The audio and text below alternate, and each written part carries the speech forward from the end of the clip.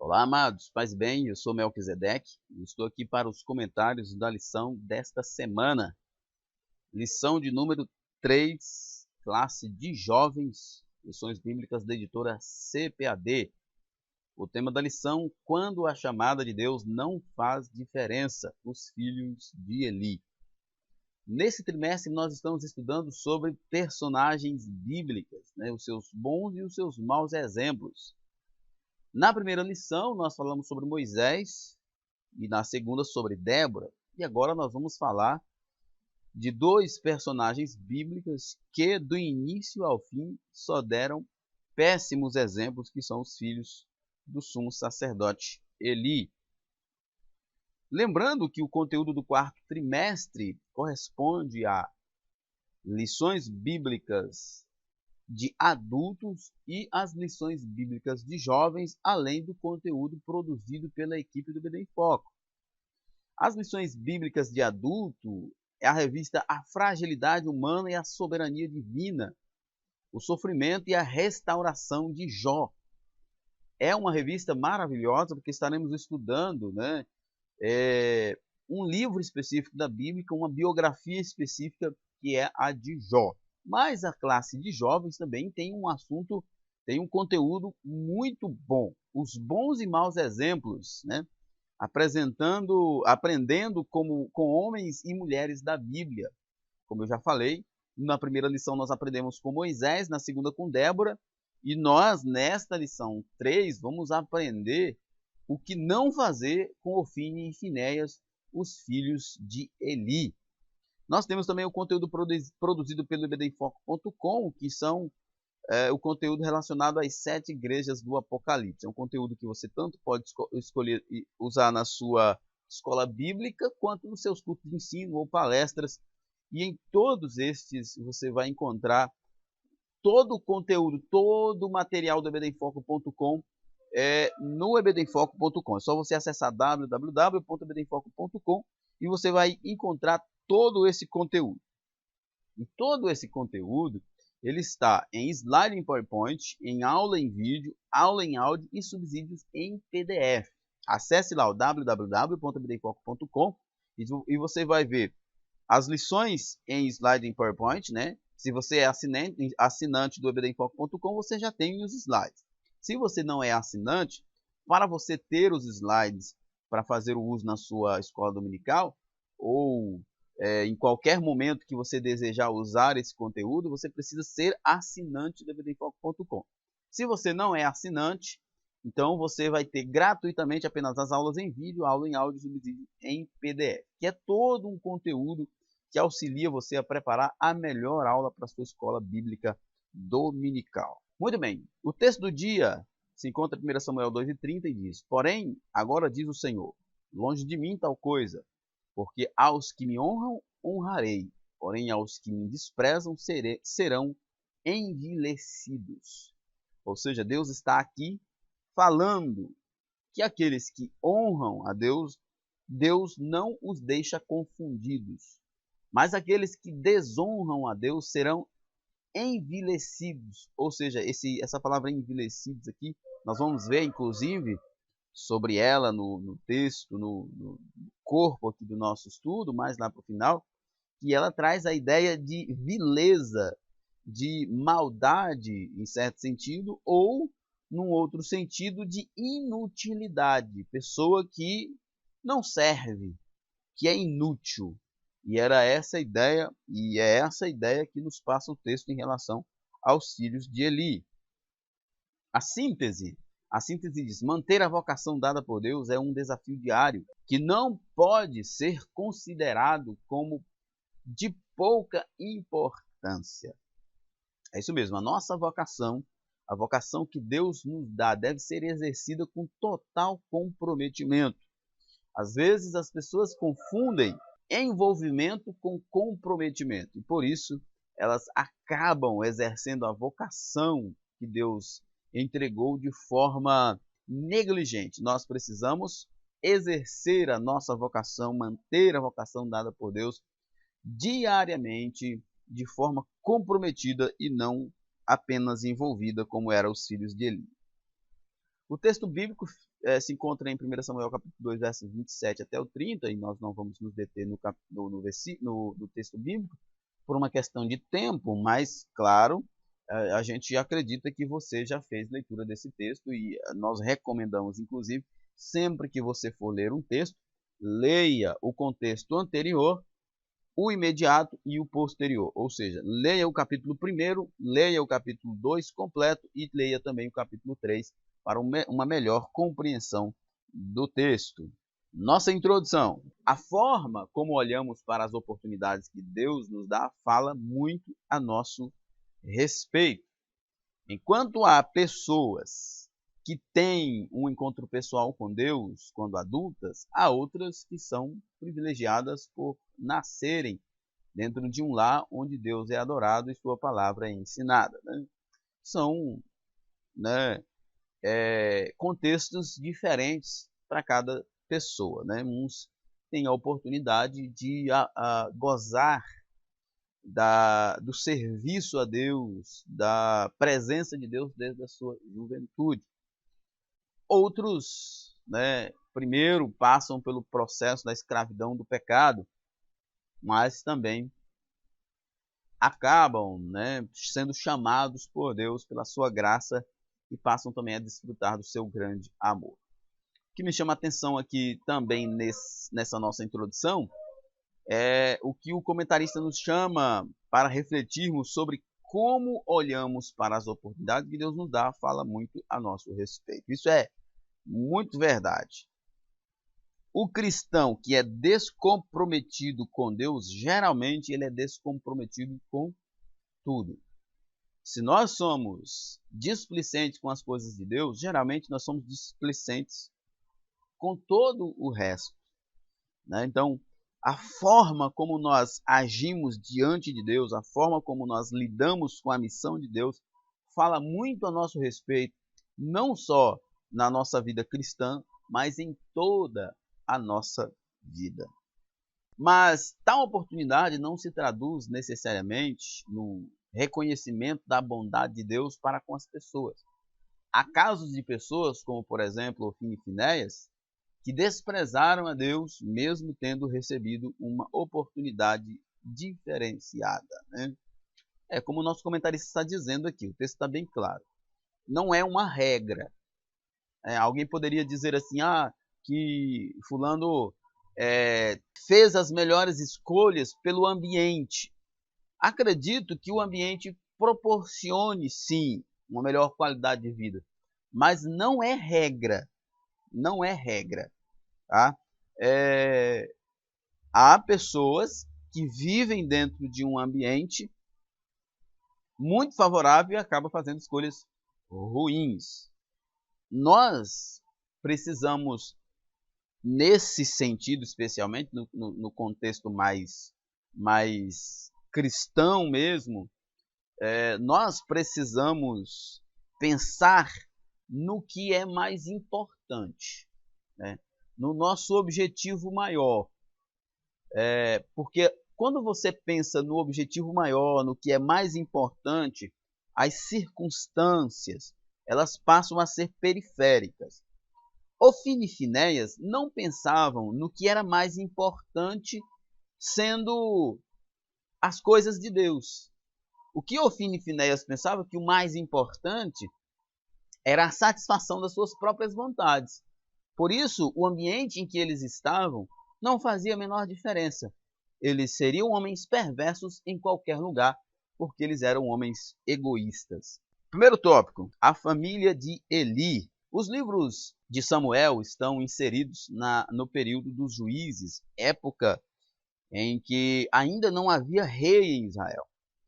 É um período em que a Bíblia registra uma sequência de afastamento do povo da presença de Deus e das permissões que o Senhor concedia aos inimigos do seu povo para oprimir-los. Nós estudamos sobre Débora, e o contexto de Débora é o mesmo contexto histórico aqui de Eli e de seus filhos Ofni e Finéias, o período do juízo, que é aquele período que corresponde entre Josué e a monarquia judaica, a monarquia hebraica, melhor dizendo, está no contexto ainda da nação ainda completa, das 12 tribos, né? Então, nós vemos aqui o contexto histórico de Ofni e Finéias. É um período em que a Bíblia registra uma sequência de afastamento do povo de Deus da presença de Deus e também das permissões que o Senhor dava aos inimigos do povo de Deus para oprimi-los, né? Sempre Israel estava dentro desse contexto. Eles desobedeciam, Deus punia, eles se arrependiam, Deus enviava um juiz para resgatá-los. É nesse contexto que Ofni e Finéias surgem no relato bíblico, né? Vindos de uma família sacerdotal, os moços cresceram e foram educados dentro do ambiente onde era realizado o culto ao Senhor. Eles foram ensinados a respeito dos protocolos do culto. Sabiam como usar os vestimentos sacerdotais, as ordens das cerimônias, como oferecer os sacrifícios, as datas festivas e como aplicarem a lei de Deus. Ou seja, Ofni e Finéias eram mestres da lei. Eles eram exímios sacerdotes no sentido de como praticar os rituais. Mas nenhum desses rituais, nenhum dos preceitos da lei haviam penetrado aos corações desses homens, porque eles eram homens profanos. Mas esse conhecimento não fez daqueles moços pessoas tementes ao Senhor. Olha só, isso aqui é importante a gente refletir, porque esses homens, eles estavam no melhor ambiente, eles tinham acesso a todo o culto hebraico e eles tinham todas as possibilidades de serem servos verdadeiros de Deus, mas eles não conseguiram amar a Deus, mesmo dentro do ambiente. Eles estavam perdidos em suas próprias vontades, eles eram escravos dos seus próprios desejos, mas não conseguiam encontrar em tudo aquilo que eles faziam o prazer no Senhor. Muitas pessoas vivem assim. Elas são especialistas em sacrifícios, em festas, especialistas em mandamentos, né, em preceitos, mas não conseguem servir a Deus. Mesmo tendo todos esses conhecimentos, elas não conseguem temer a Deus, porque a palavra é apenas uma questão intelectual para elas e não uma questão de fome espiritual. Como já dizia certo escritor, que nós não olhemos para a Bíblia com curiosidade intelectual, mas com fome espiritual. É isso que vai transformar as nossas vidas. É nós termos contato com Deus, contato com a sua palavra, desejando ser alimentado por Ele e por sua palavra. Caso contrário, você pode ser um especialista em leis, especialista em festas, especialista em sacrifícios, mas você não vai passar de um pagão como os filhos de Eli eram. Como veremos, tal conhecimento se perde na história quando é colocado à disposição de quem não dá valor ao que Deus tem como valioso. Mais do que todo esse conhecimento, o Senhor esperava deles relacionamento. Eles tinham o sangue da descendência sacerdotal, as roupas para as cerimônias, conheciam os rituais do sacrifício, mas não tinham intimidade com Deus. Eles eram próximos, né? Eles tinham proximidade de Deus, mas proximidade nem sempre se traduz em intimidade. Olha só que reflexão importante. Você precisa ter cuidado, jovem, professor, irmão. Você precisa ter cuidado para que você não se torne um legalista como os filhos de Eli. Eles eram, vamos trazer aqui para nosso contexto, eles eram filhos de crente, filhos de pastor, né, filho do pastor, guardando aqui as devidas proporções, porque o pastor não é o sumo sacerdote da igreja, o sumo sacerdote é Cristo, mas em aspecto de liderança, vamos colocar nesse sentido, de que eles eram os filhos, do pastor, ele era os auxiliares do pastor, os líderes dos principais departamentos, eram os homens que lideravam as orações, os louvores, que lideravam os retiros, enfim, eram os homens que ensinavam na escola bíblica.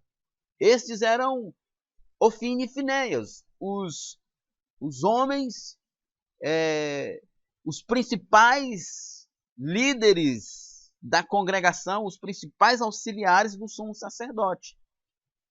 Entende que esses homens ocupavam posições importantes dentro do culto, dentro da liderança da igreja, né, da liderança de Israel, do culto judaico, mas eles não tinham intimidade com Deus.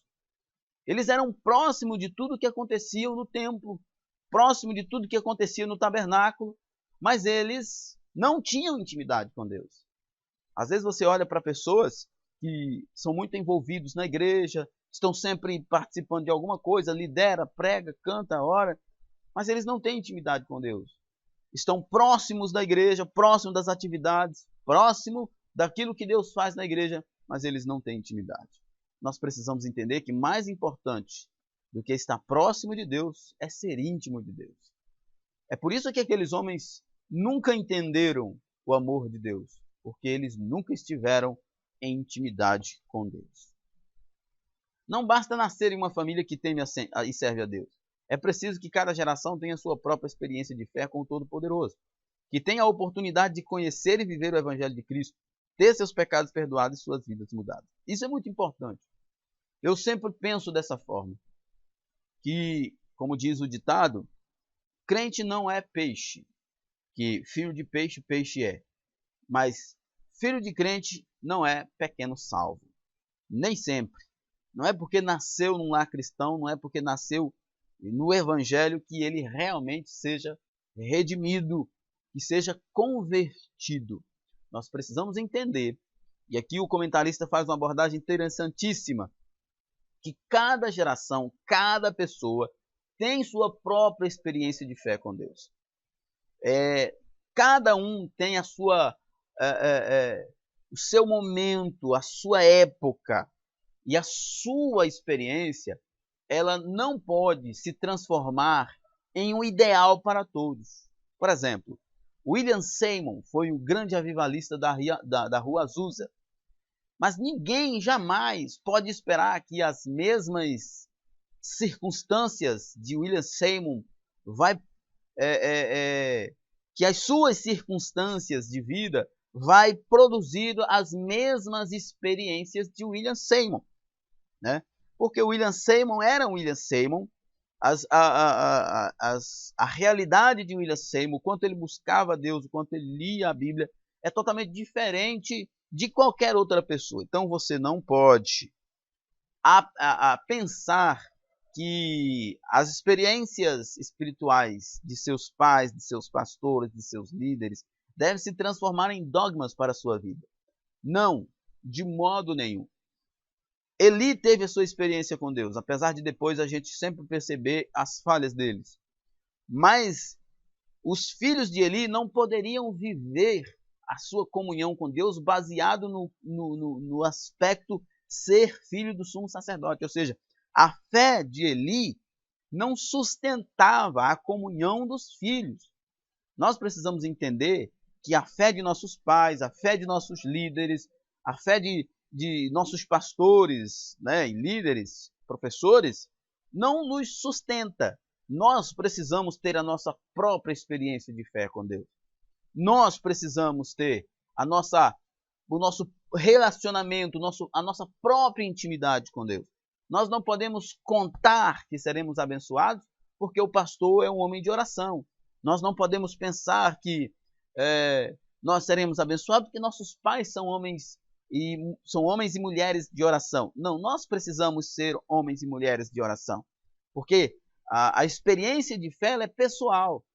As doutrinas bíblicas, elas são universais, mas as experiências de fé, de perdão, de transformação, de quebrantamento, elas são individuais. Cada um de nós precisamos buscar. Intimidade com Deus é uma questão particular de cada um de nós. Nós precisamos buscar essa intimidade com Deus. Nós não podemos fazer como os filhos de Eli, que, achando que eram os sacerdotes, os filhos da principal liderança religiosa da nação, eles poderiam fazer o que bem quisessem e ainda assim ser aprovados por Deus. De modo nenhum, eles estavam absolutamente equivocados de pensar que a fé do pai deles iria salvá-los de todos os problemas da vida e que isso dava legalidade para eles viverem a vida que quisessem. De modo nenhum. Nós precisamos nos arrepender, somos nós quem precisamos pedir perdão, somos nós quem precisamos entregar nossa vida a Deus, somos nós quem precisamos orar, somos nós quem precisamos crer verdadeiramente, somos nós quem precisamos ler a Bíblia, somos nós quem precisamos ter intimidade com Deus. Sacerdotes do Senhor em Siló. Ofni e Finéias são mencionados como sacerdotes do Senhor em Siló. 1 Samuel 1:3. Essa localidade, Siló, era o centro de adoração naqueles dias. Os israelitas se dirigiam para aquela localidade a fim de celebrar ao Senhor, né? Então, Siló era um lugar muito importante onde o tabernáculo estava armado e ali ficou por muito tempo. Há estudiosos que creem que Siló pode ser considerada a primeira capital de Israel, dada a sua importância para as tribos que haviam saído do deserto. Quando entraram na terra prometida, os hebreus juntaram em Siló e ali montaram a tenda da congregação, como diz Josué capítulo 18, verso 1. Então, Siló era um momento muito importante e era lá que esses homens estavam. Em Siló, Ana orou ao Senhor pedindo um filho e o Eterno a ouviu. Também em Siló, os filhos de Eli davam mau testemunho de seus sacerdócios, roubando carne do sacrifício e se deitando com mulheres. Um contraste, né? Siló era o local de adoração. Ana soube ter discernimento para aproveitar aquele local e pedir a Deus a maior bênção de sua vida. Já os filhos de Eli, mesmo estando num local tão apropriado para servir a Deus, preferiram cair na prostituição e na avareza, no roubo e toda sorte de imundícia de pecado. Por fim, foi em Siló que a arca do Senhor foi capturada pelos filisteus, uma vergonha para a nação de Israel. O Senhor mesmo confirma que estava naquele lugar. Foi em Siló que Deus diz a Jeremias: fiz habitar o meu nome. E foi lá que ele despertou Samuel para o chamado profético com que seria usado por décadas. Foi em Siló que Ana recebeu a sua bênção. Foi em Siló que os filhos de Eli, por causa de seus pecados, fizeram com que Deus se retirasse do meio da nação. Foi em Siló que aconteceu das maiores vergonhas do povo de Israel. Mesmo sendo um lugar habitado por Deus, o povo não se comportou como servos de Deus. Nós precisamos, em qualquer lugar, nos comportar como servos de Deus. Nós não podemos nos comportar como servos de Deus apenas na igreja. Nós não podemos viver esse dualismo de que na igreja eu sou crente, lá fora eu não sou crente. Não. Nós somos luz do mundo e sal da terra. Nós somos luz no luzeiro e somos luzes também no meio das trevas, porque essa é a vontade de Deus.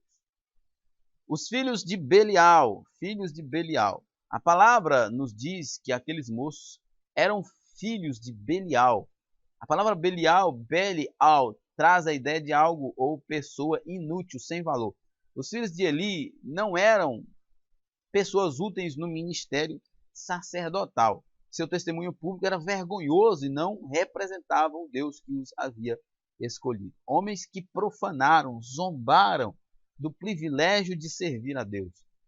Tiveram o privilégio de nascer na família sacerdotal, de serem sacerdotes, tiveram o privilégio de estarem no templo servindo a Deus, gozando da presença de Deus, mas eles se transformaram em profanos.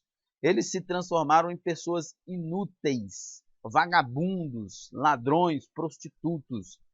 Queridos, há muitas pessoas nas igrejas fazendo da mesma forma que Ofni e Finéias.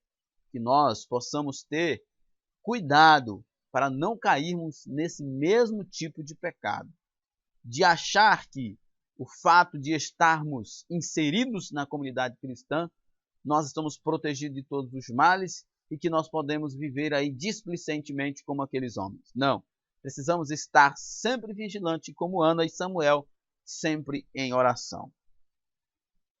Essa expressão filhos de Belial é aplicada aos homens de Gibeá, que abusaram e violentaram a concubina de um levita que se dirigia à casa do Senhor, Juízes 19, 22. A atitude desses homens foi tão condenável que as demais tribos se juntaram contra os benjamitas e quase a destruíram. Ou seja, Belial, filhos de Belial, é ser filho da inutilidade. É inútil. Esses homens eram inúteis, né, para o serviço de Deus. Eram pessoas perversas, né? Esses homens mataram aquela mulher, esquartejaram ela, fizeram uma coisa horrível e foram chamados de filho de Belial porque foram considerados pessoas inúteis, pessoas não dignas de estarem ali no meio daquele povo. É curioso que Eli, pai dos sacerdotes, tenha considerado que Ana, a futura mãe de Samuel, estava bêbada quando a serva do Senhor, em sua angústia, estava orando sem pronunciar alguma palavra. É interessante, né? Eli estava atento ao gemido da Ana, mas não estava atento aos pecados de seus filhos. Eis aqui um contraste, né? Eli acredita que Ana estava tendo uma atitude imprópria no momento da oração, porque chorava demais, porque estava meio escandaloso, né, a oração dela. Mas ele não se preocupava com o comportamento imoral de seus filhos. É uma ética seletiva que muitas pessoas têm, que acha que o comportamento de determinados irmãos são inapropriados e o comportamento de pessoas que estão relacionadas a elas, essas pessoas não fazem nenhum tipo de julgamento. Olha só o que Eli fez. Ele estava muito disposto a criticar a Ana pelos seus gemidos em oração, mas ele não estava disposto a corrigir seus filhos que estavam envolvidos em pecado, né? Um contraste do comportamento daquele que se esperava que fosse o líder da nação, da religião da nação, mas ele não tinha discernimento de Deus. Nós precisamos, né, pegar aqui esse exemplo e aprender com ele. Cuidado com o julgamento que a gente faz. Nós também não podemos entrar naquele dualismo, né, naquele extremismo de que não podemos julgar ninguém. A Bíblia diz que nós devemos julgar, mas julgar com a reta justiça. Não era o que Eli estava fazendo. Eli estava com uma predisposição para criticar a atitude de Ana, mas ele não tinha nenhuma disposição para punir os seus filhos, né? Estava ele usando 2 pesos, 2 medidas. Então nós aprendemos aqui com a história de Eli que a gente tem que ter cuidado quando a gente faz algum tipo de julgamento.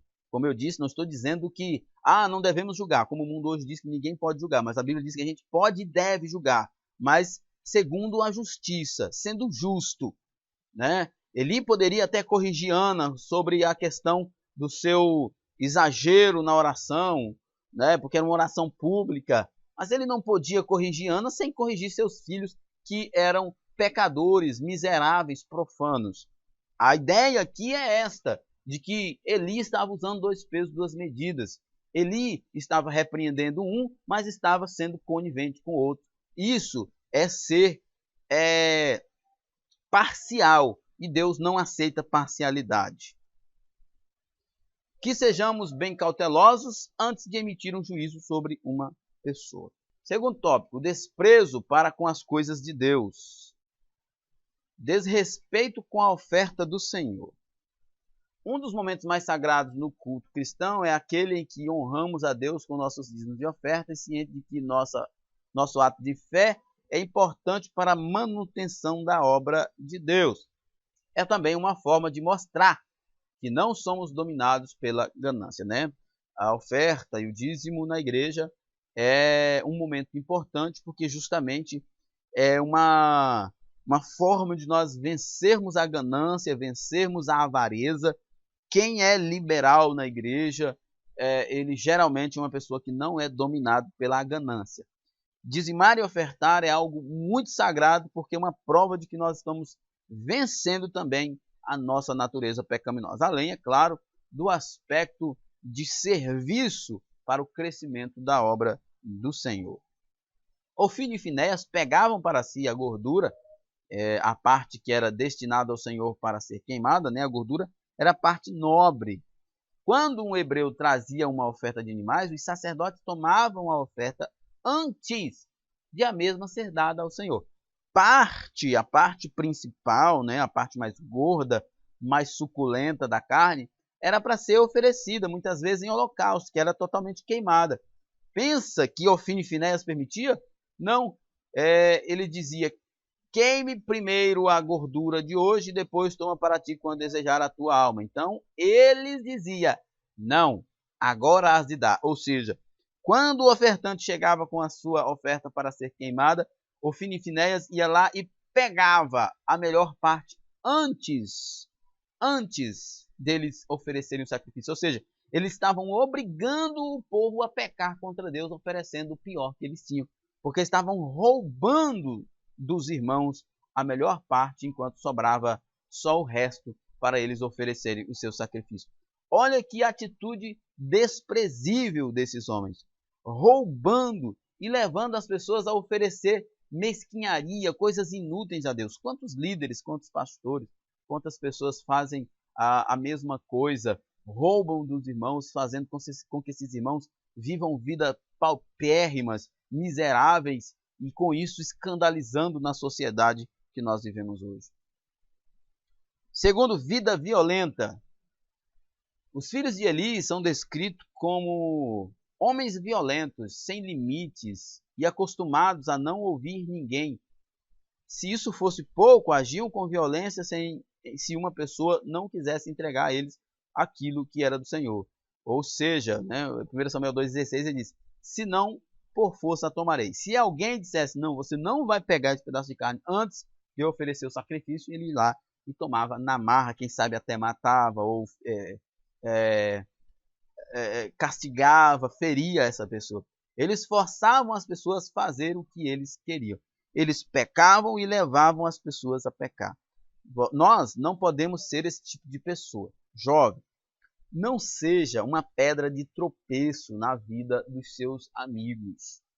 Nós não podemos ser como Ofni e Finéias, que eram para dar exemplo, mas na verdade eles pecavam e ainda levavam o povo a pecar, porque obrigavam o povo a oferecer um sacrifício ruim. Às vezes nós somos desinteressados na obra de Deus e ainda comprometemos o interesse de outro, porque nós ficamos influenciando eles a fazerem coisas que não deveriam. Ao invés de sermos líderes para o bem dentro da casa de Deus, acabamos sendo líderes para o mal, como era Ofni e Finéias. Precisamos aprender aqui com estes homens que nós, que estamos especialmente, nós que temos alguma posição de influência, eu não estou dizendo nem de liderança, porque muita gente no conjunto de jovens, por exemplo, não precisa ser líder. Muitos jovens não precisam ser líderes efetivamente, mas eles são líderes por natureza, porque eles influenciam muito o restante do grupo. Então, você que é jovem, você precisa aprender a não fazer como Ofni e Finéias, que eram maus exemplos. Eles influenciavam para o mal, seja uma influência para o bem. Aqueles moços fizeram suas regras pessoais no culto, não para adorar o Senhor, mas para se beneficiar das ofertas que eram trazidas pelas pessoas. Ou seja, tem muitas pessoas que fazem suas próprias regras. O culto tem as suas regras. O culto não é o meu tipo de culto. O culto não pode ser, eu cultuo do meu jeito. O culto tem que ser feito de acordo com a Bíblia. Com temor, com reverência, com amor, com dedicação, com quebrantamento. Aqueles rapazes faziam o culto do jeito deles. Tem muitos jovens que acham que pode cultuar do jeito deles, que pode fazer do jeito deles. Não, tem que ser do jeito da Bíblia. A Bíblia tem os parâmetros para como devem ser as nossas celebrações, a nossa adoração ao Senhor. Vida imoral era a vida desses homens.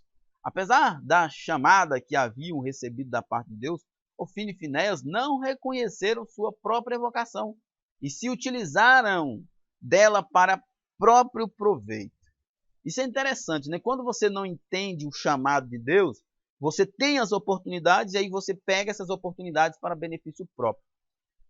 Eles eram conhecidos por desrespeitarem a santidade de Deus no ofício sacerdotal, quando usufruíam de favores sexuais de mulheres que iam à tenda da congregação, 1 Samuel 2:22. eles foram chamados, foram colocados ali para servir ao Senhor. Mas como eles não entenderam o chamado de Deus, eles usavam a posição de autoridade que eles tinham, de destaque que eles tinham, para fazer coisas erradas. Se você não entende que você está nessa posição por um chamado de Deus, você vai acabar usando essa posição para benefício próprio. E quando a gente faz as coisas apenas para benefício próprio, geralmente a gente acaba ferindo outras pessoas. Porque o amor de Cristo é o amor pelo próximo.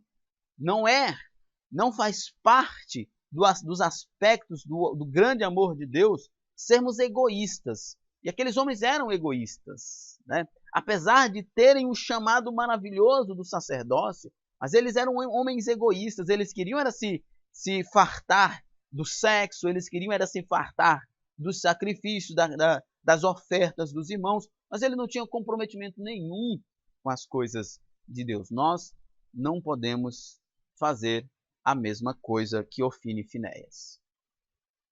Aqui reside um dos maiores problemas para pessoas que estão em posição de influência, sem crer que seus atos deverão ser julgados um dia, né?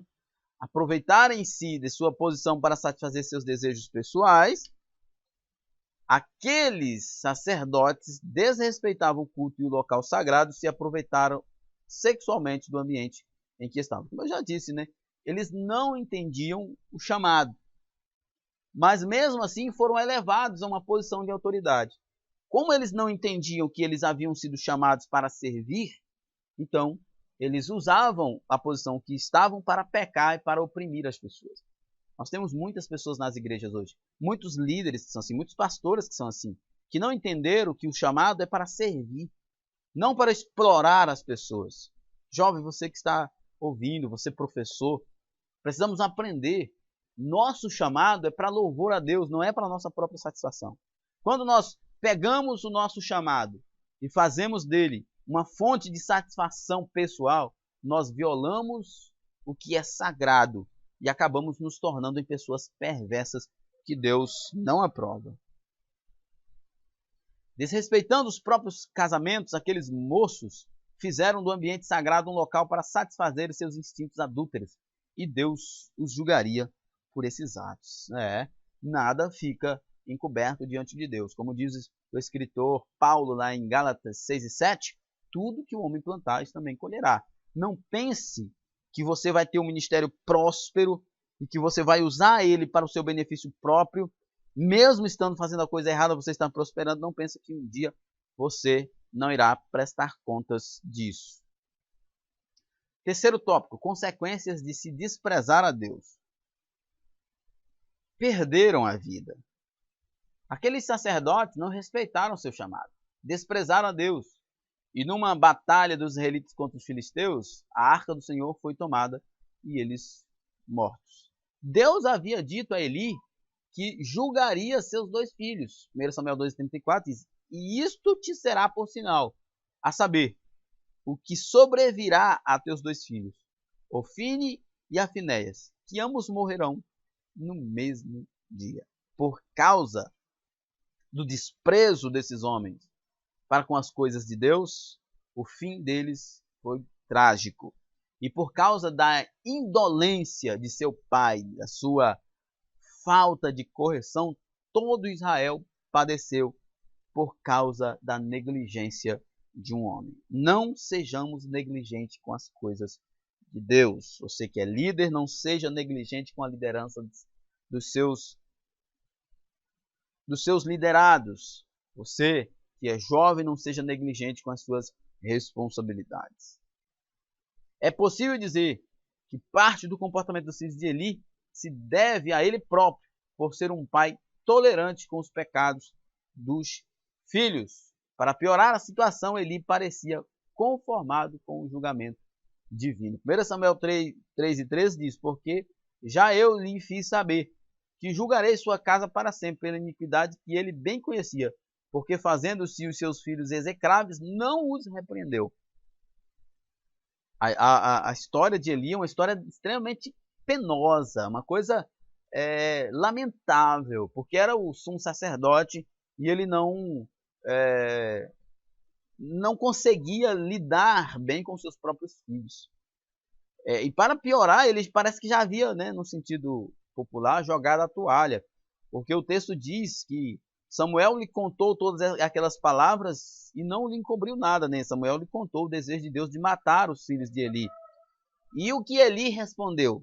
Ele disse, é o Senhor que está falando? Então que ele faça o que bem pareceu aos seus olhos. Ou seja, é Deus que quer matar os meus filhos? Que mate. Que mate. Ele havia jogado a toalha, ele já não se importava mais com a salvação de seus filhos. A gente não pode pensar assim. Às vezes tem muita gente na igreja que dá muito trabalho. Um familiar, um amigo, um jovem da igreja, um irmão, que dá muito trabalho, mas a gente não pode jogar a toalha, não pode abandonar ele, como ele fez com os filhos. Precisamos lutar. Lembrei-me de uma pregação do meu pastor, o pastor Newton, ele falando sobre Noé. Noé pregou 120 anos. Ele passou 120 anos construindo a arca. Mas não era para salvar aquela geração, não.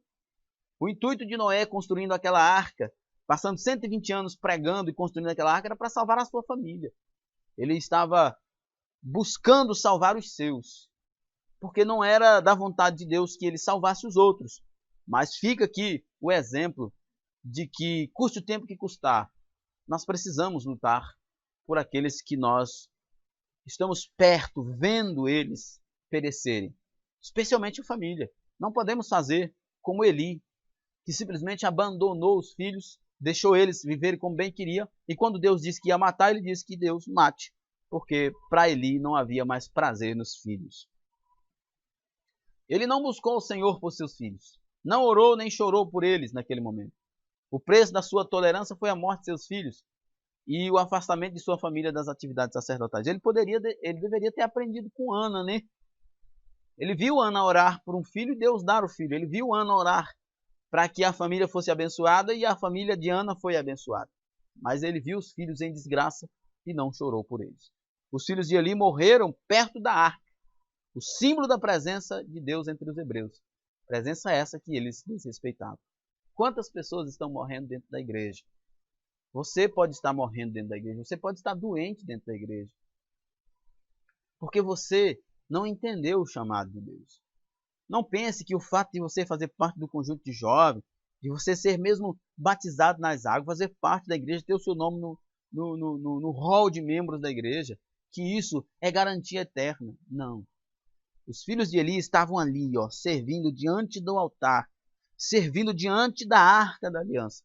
Mas eles desprezaram tudo isso. E eles morreram diante da presença de Deus, diante da arca de Deus. Aquilo que era para ser de gozo, de satisfação para eles, não serviu para salvar as suas vidas, porque eles desprezavam a Deus. Não desprezem a Deus. Eu honro os que me honram. Uma das passagens bíblicas mais enfáticas no tocante à forma como somos tratados por Deus encontra em 1 Samuel 2:30. Aos que me honram, honrarei, porém aos que desprezam serão envilecidos. Envilecer significa tornar vão, inútil. Ao invés de Ofni e Finéias servirem ao Senhor e serem honrados por ele, preferirem honrar a si mesmo e aos seus desejos. Por causa disso, Deus os rejeitou. É por isso que a Bíblia diz que aqueles que são humilhados, Deus os exaltará. Estes homens eram homens perversos, eram homens arrogantes, eram homens cruéis. E Deus os considerou como inúteis. Quando os filisteus chegaram, eles foram mortos como se não servissem para nada, porque de fato não serviam. Eram pedras de tropeço na vida dos israelitas. Mais uma vez, jovem, não seja uma pedra de tropeço. Irmão, não seja uma pedra de tropeço para a sua comunidade, para a sua família, para os seus amigos. Sejam, na verdade, como Ana, que orou pelos seus. Não seja como Eli, que desprezou, que jogou a toalha. Não seja como Ofni e Finé, que desprezaram o chamado de Deus, que desonraram a Deus, desonraram as pessoas e levaram o povo a pecarem contra Deus. Deus os havia honrado, dando-lhes a oportunidade de nascerem em uma família sacerdotal e ministrarem a todo o povo, mas eles não colocaram Deus em primeiro lugar. Eles não destacaram em suas vidas. pois honrar a Deus é dar destaque, distinguir, de forma positiva, com a intenção de homenagear. É uma virtude em que o ser humano reconhece a grandiosidade do Eterno e lhe rende adoração e respeito. Honra. Nós temos que ser pessoas honradas. Nós temos que ser pessoas de palavra. Quando nos comprometemos de verdade. É por isso que Jesus disse: seja o seu sim, sim e o seu não, não. O que passar disso é procedência maligna. Ou seja, se você, quando você dá a sua palavra, você cumpre, você está servindo a Deus. Mas como você quando você fica mudando, voltando atrás na sua palavra, quando você fica mentindo, você está servindo ao diabo. Foi o que Ofni e Finéias fizeram. Eles tinham todo o privilégio, eles eram honrados por Deus, mas eles rejeitaram tudo isso. Eles, na verdade, abandonaram Deus, desonraram Deus e foi considerado como inúteis. Essa virtude faltou naqueles homens. Para eles, o culto a Deus não tinha valor. O ministério que deveriam exercer com excelência e temor eram encarados como obrigações com as quais poderiam fazer se quisessem. Entende? Muitas pessoas, muitos jovens, adolescentes na igreja, que não têm respeito nenhum pelo culto, ficam mascando chiclete, ficam no telefone, ficam conversando. No momento da adoração não adoram, no momento da oração não ora. Olha, você está fazendo a mesma coisa que os filhos de Eli. Está desonrando a Deus. O local de culto, o momento de culto, é um momento solene, onde todo mundo deve estar reverentemente temente a Deus. Não faça do seu culto um ultraje, uma vergonha, uma desonra para Deus, como fizeram Ofni e Finéias. Eles estavam no culto, na celebração cultica, mas eles desrespeitavam a Deus. Para eles aquilo não tinha nenhum valor. Quantos cristãos fazem a mesma coisa? O momento do culto, que era para ser solene, se torna um momento qualquer. Momento de falar ao telefone, momento de trocar SMS ou mensagens no WhatsApp, acessar redes sociais e assim por diante. As pessoas estão desprezando o culto. Não se esqueçam, as consequências que Ofni e Finéias sofreram foram por causa do desprezo às coisas de Deus, inclusive desprezarem o culto. Cabe aqui uma advertência. Os que são chamados para o ministério devem cumprir a sua chamada com sobriedade. Seja sóbrio, comprometido. Mas tu, ser sóbrio em tudo, sofre as aflições, faz a obra de um evangelista e cumpre o teu ministério. Você foi chamado para ser um cristão. Você foi chamado para ser luz do mundo e sal da terra. Então, honre esse chamado, faça a diferença, seja fiel a Deus. Deus chama Samuel. Deus não deixou de abençoar a nação de Israel por causa dos pecados dos filhos de Eli. E por causa dos pecados de Eli também, claro. Todavia, o pecado sempre tem consequências maléficas e os israelitas perderam temporariamente a guerra contra os filisteus. E a arca de Deus foi levada como despojo de guerra. O Eterno também julgou os filisteus e eles devolveram a arca da aliança. Deus deu aos israelitas um novo sacerdote. Ia crescendo e fazia-se agradável assim para com o Senhor, como também para com os homens. E o texto está falando aqui de Samuel. E é interessante, né? Samuel viveu no mesmo ambiente que Ofni e Finéias. Samuel fez escolhas totalmente diferentes. Notemos a diferença entre os comportamentos dos filhos de Eli e o do jovem Samuel. Todos foram criados em um ambiente cercado pelas atividades do ministério. Mas Ofni e Finéias se esqueceram de que deveriam ouvir e servir ao Senhor. Samuel ouviu a voz de Deus, atendeu-lhe o chamado. Né? Ofni e Finéias eram maus por natureza. O ambiente não transformou eles em nada. Né? E também dá para nós entendermos aqui, jovem, que não é o ambiente, não é o lugar em que estamos que define quem somos, mas o nosso caráter e o nosso compromisso com Deus.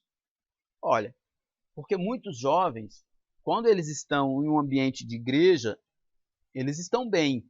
Mas quando eles estão num ambiente secularizado, eles acabam pecando, cedendo a pressões, cedendo a determinados comportamentos. Mas você pode resistir a tudo isso, porque o Espírito Santo é quem lhe dá essa capacidade. O apóstolo João escreve lá em 1 João capítulo 2, verso 20, que mas vós tens a unção do Santo e sabeis todas as coisas. Ou seja, o João estava falando no contexto dos gnósticos que estavam invadindo a igreja e trazendo mentiras, contaminando, levando os irmãos para outro rumo, e ele então exorta os irmãos: olha, vocês têm a unção do Santo, vocês podem rejeitar isso, porque vocês têm o Espírito Santo de Deus na vida. Jovem, se você tem o Espírito Santo de Deus, então deixe o Espírito Santo de Deus governar você. Não seja crente apenas no ambiente da igreja.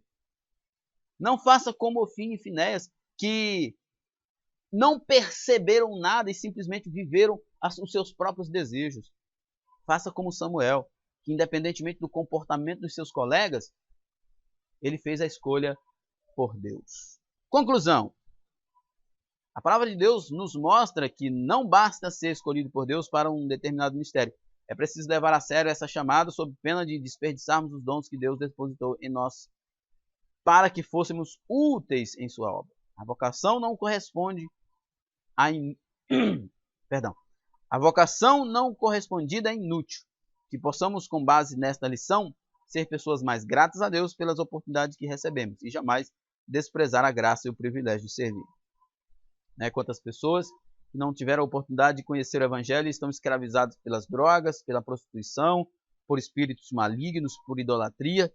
Mas nós que conhecemos o Evangelho, honremos a Deus pelo privilégio de sermos salvos. Muito bem, chegamos ao final então da nossa lição de hoje. Que Deus em Cristo nos abençoe e até a próxima. Paz e bem a todos.